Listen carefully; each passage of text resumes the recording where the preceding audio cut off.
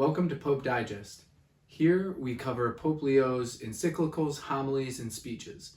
Today we're covering his address to representatives of other churches and ecclesial communities and other religions.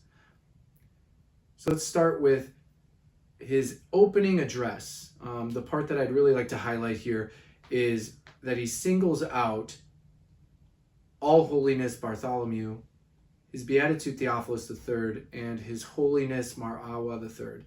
Who are these individuals? Well, these individuals are the leaders of Orthodox churches. Now, why is that significant? Well, it's significant because of what the Orthodox churches and what the Catholic Church are attempting to do and have been on the path towards doing. Now, many years ago, there was what we call the Great Schism, and there are many videos about the Great Schism that if you're interested in, I highly encourage you to look at.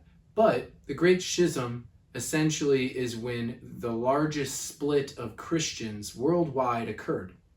That is when what currently today we know as the Orthodox Church was formed and separated from the Catholic Church that we know today.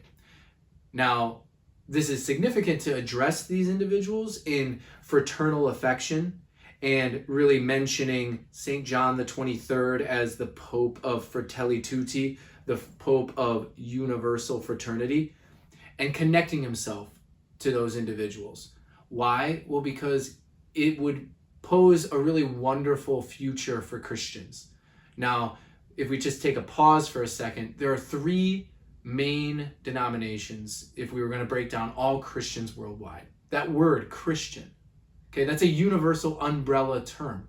Christian refers to anyone who professes that Jesus Christ is their Lord and Savior, is creator of the universe, and is one and co-eternal with the Father in heaven.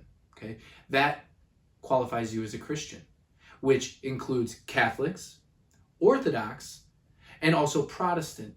Protestant traditions being those Christians such as Baptists, Methodists, Presbyterians. Now, if we were to break down percentage-wise those three denominations, about 51% of all Christians across the globe are Catholic, okay? About 25 to 30% of all Christians are Orthodox. Now, those two numbers, if you add those together, a large percentage of worldwide Christians are just falling under those two denominations, Catholic and Orthodox.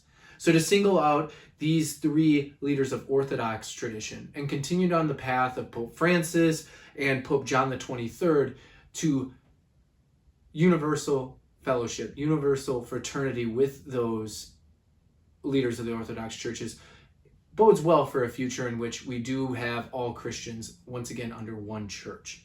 Okay, so moving on, Pope Leo talks again about his election. My election took place at a certain time, the 1700th year of the First Ecumenical Council of Nicaea. What is an ecumenical council, we might ask? An ecumenical council is a gathering of bishops from all over the world to answer and address questions that are posed not just by the faithful, but by the universal church at large. It's not to create new answers, but to lay out teachings that Christ had already given, but maybe hadn't been put into official writing yet. Okay? One such example is this First Council of Nicaea. The very beginning of the church was this spreading of the faith amongst all these communities all across the Mediterranean. Okay? Now, as you might expect, as churches grew across all these cities, all over the Mediterranean Ocean, well, some of them had heard some stories about Christ and maybe not others.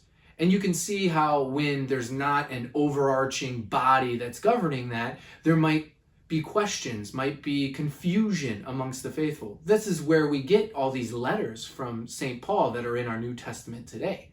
Now, one of the things that really wanted to be addressed was, what do we believe as Christians? That's where we get the creed.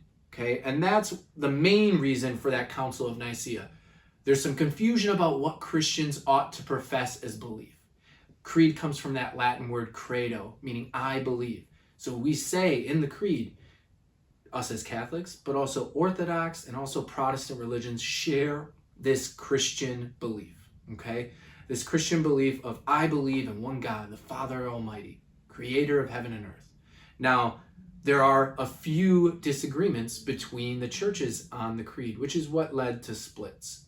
Now, I think it's very hopeful, and this is the part I'd like to finish on today, is that the Bishop of Rome, he addresses himself, Pope Leo does, not as Pope, not as Supreme Pontiff, but as Bishop, a word that is on the same level as Theophilus III, for example. Brother, not overlord, but brother bishop, right? He considers, Pope Leo does, that one of his priorities is to seek the reestablishment, something that used to be, of full and visible communion among all who profess the same faith. Let that be a hopeful message for us as we go into our week ahead, that our Pope is encouraging not just the universal church, but each and every one of us to reach out to our brother Christians, not in opposition, but in fellowship, in fraternity. God bless.